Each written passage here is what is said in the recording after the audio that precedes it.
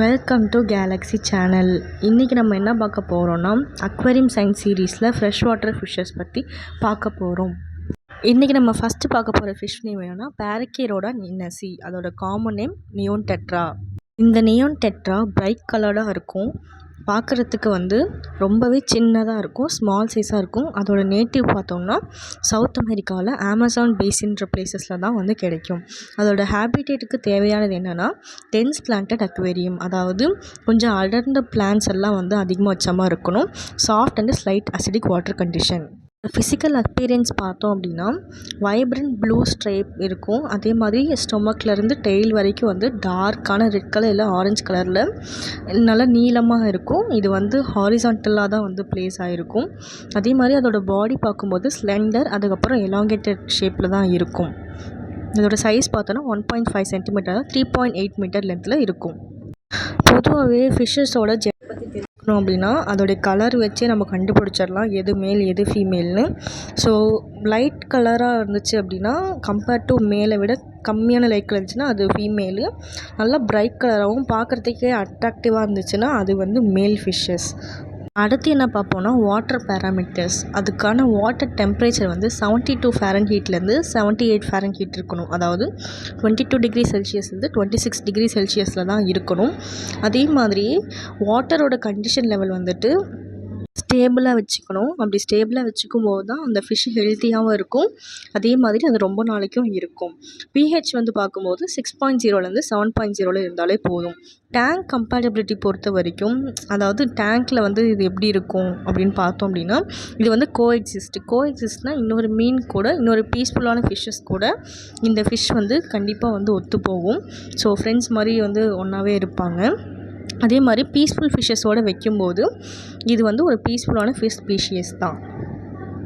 இவங்களோட பிஹேவியர் பார்த்தோன்னா இவங்க யூஷுவலாகவே ஆக்டிவ் ஸ்விம்மர்ஸ், அதாவது செம்ம ஆக்டிவாக இருப்பாங்க, நல்லா நீந்துவாங்க. டிஸ்பிளேயில் வைக்கிறதுக்கு ரொம்ப ஃபேசினேட்டிங்காகவும் அழகாக இருக்கும். சோஷியல் பிஹேவியர்ஸ்னால குரூப்பாக தான் இருப்பாங்க எப்பயுமே. சில ஃபிஷ்ஷுங்களெல்லாம் பார்க்கும்போது தனியாக வைக்கக்கூடாதுன்னு சொல்லுவாங்க. அதாவது ஒரே ஒரு மீனை மட்டும் நம்ம ஃபிஷ்ஷில் வச்சு வளர்க்கக்கூடாதுன்னு சொல்லுவாங்க. ஏன் அப்படின்னா அவங்களுக்கு ஸ்ட்ரெஸ் ஆகிடும். ஸ்ட்ரெஸ் ஆச்சுன்னா அவங்களுக்கு பயம் அந்த பயத்தினாலே அவங்க இறந்துருவாங்க.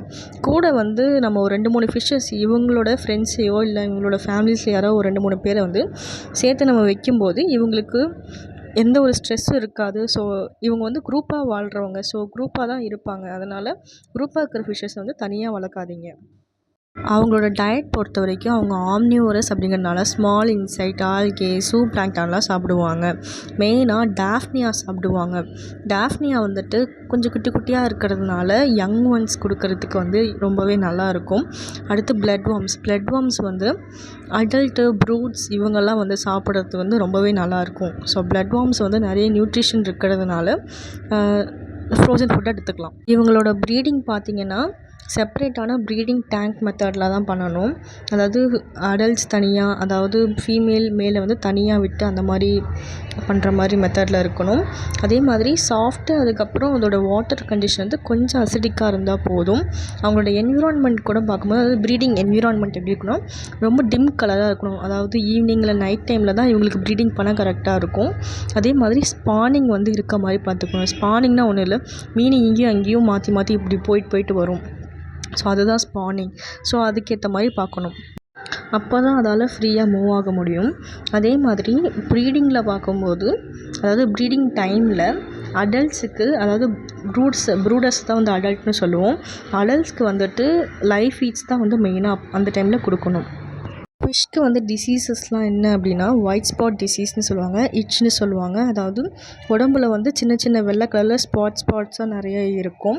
அடுத்து ஃபின் ராட் டிசீஸ்னு சொல்லுவாங்க. ஃபின்ஸில் டெயில் பார்ட்லலாம் பார்த்தோன்னா ஸோ ரப்சர் ஆகிருக்கும், ஏதாவது அரிச்சிருக்கும். பார்க்கும்போதே நமக்கு நல்லாவே தெரியும். இன்றைக்கி நீங்கள் பேரக்கீரோடா நின்னசி, அதாவது நியோன் டெட்ரா ஃபிஷ் பற்றி நிறைய இன்ஃபர்மேஷன்ஸ் தெரிஞ்சிருப்பீங்க. இதே மாதிரி அக்வேரியம் சயின்ஸ் சீரீஸில் இன்னொரு ஃபிஷ்ஷஸ் பற்றி இன்னொரு வீடியோவில் பார்ப்போம். தேங்க்ஸ் ஃபார் வாட்சிங்.